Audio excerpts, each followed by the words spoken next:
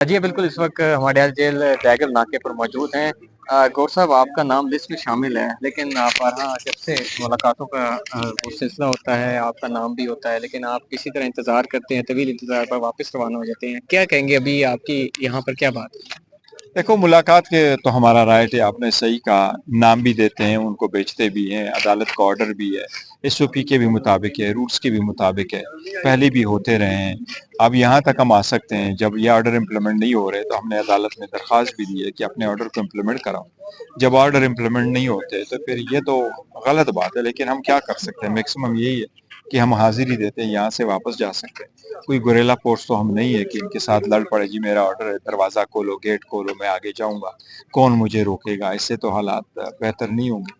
لیکن میں اپیل کر سکتا ہوں اور ان کو کہہ سکتا ہوں کہ دیکھیں، رولز قانون کے مطابق ملاقات ہے، ایک قیدی کا عام حق ہے۔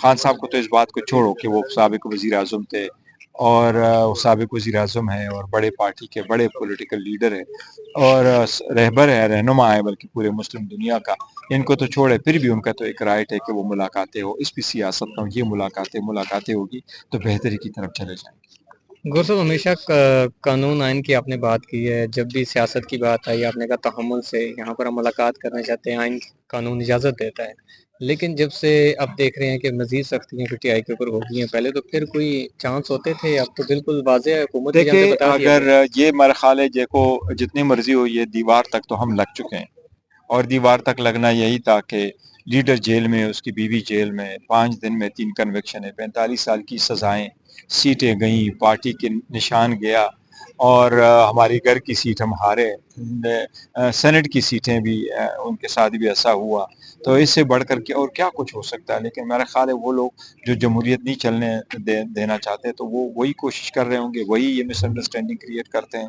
لیکن یہ ملک جو ہے 25 کروڑ عوام کا ہے، جسے مرضی کوئی کوشش کرے، آفٹر آل قانونی رہے۔ لیکن -1 کی باتیں تو پہلے ہوتی تھی، اب تو پی ٹی آئی کہہ رہی ہے انہوں نے۔ سر دیکھو، نہ پی ٹی آئی مائنس ہو سکتی ہے، نہ خان صاحب ہی مائنس ہو سکتے ہیں، جو لوگوں کے دلوں میں وہ کوئی مائنس ہو سکتا ہے، اور خان صاحب اس پارٹی کے کلیہ قانون، قاعدہ، آئین، وہ جو کہتے ہیں وہ امپلیمنٹ ہوتا ہے۔ اس میں نہ فارورڈ بلاک ہے، نہ کوئی اور بلاک ہے، یہاں پر عوام ہے اور خان صاحب ہے۔ اگر عوام اور خان صاحب نہ ہوتے تو آپ بھی یہاں کھڑے نہ ہوتے، میں بھی نہ کھڑا ہوتا، یہ چھوٹے بچے بھی نہ چکے ہوتے۔ یہ میں آپ کو گارنٹی کرتا ہوں، ان کو یہاں بڑا فنکشن کر دے، سرینا اور میریڈ جیسے فنکشن کر دے، اس میں دیکھو تم لوگوں کو کہو آپ کے لیے آ جائیں، اور یہ دوسرے طرف خان صاحب کو ملاقات کی کرو، دنیا دیکھو کس طرف جا رہی ہے۔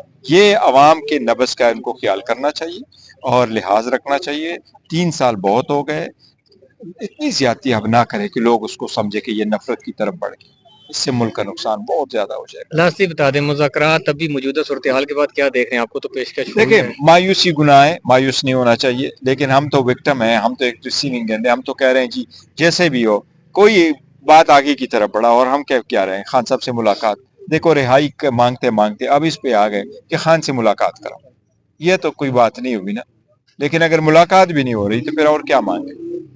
اور کہہ رہے ہیں جی کہ ملاقات کرو، سیاسی باتیں نہ کرو، تو خان صاحب کے پاس میں جا کے کیا کہوں؟ باہر موسم ٹھیک ہے، کیا سیاست؟ اور وہ کہہ کیا رہے؟ وہ اپنے لیے تو مانگی کہہ نہیں رہے کہ مجھے باہر نکالو۔ خان صاحب کو تو جب بھی میں نے سنا وہ کہتا ہے ملک کا کیا حال ہے، اکانومی کا کیا حال ہے، دہشت گردی کا کیا حال ہے، صحت کو زیادہ پیسے دو، ایجوکیشن کو زیادہ دے دو، کرپشن نہ ہو، وہ کوئی 2 گاڑیاں استعمال نہ کرے، وہ کوئی وہ تو یہ باتیں کر رہے ہیں، وہ کوئی ان کی طرح ہے، نہ ان کے باہر جائیداد ہے، نہ ان کے باہر کوئی ایسٹ ہے، نہ وہ باہر جانے کا ارادہ رکھتے ہیں۔ شاید خان صاحب کو تو اگر پاسپورٹ ایکسپائر ہے تو ایکسپائر ہے، ان کو تو پرواہ کوئی نہیں چیزوں کا، وہ تو کہتا ہے میرا مرنا بھی اس ملک میں، میرا جینا بھی اس ملک میں، لیکن اگر اس ملک میں جیوں گا تو کڑے ہو کے جیوں گا اور اپنے قوم کے لیے جیوں گا، اور یہی اس کا میسج ہے۔ اور یہ بیانیہ ہے، یہ بڑی بدقسمتی ہے کہ اس بیانیہ کو بعض لوگ سمجھتے ہیں کہ یہ خطرہ، تو میں یہ کہہ رہا ہوں کہ خطرہ نہیں ہے، وہ ضمانت ہے اس ملک کی ترقی کی اور آئین کی اور اس ملک کی بقا کی، سب کچھ ہے۔ یہ مس انڈرسٹینڈنگ، آؤ مل بیٹھیں تاکہ اس کو ہم ختم کریں۔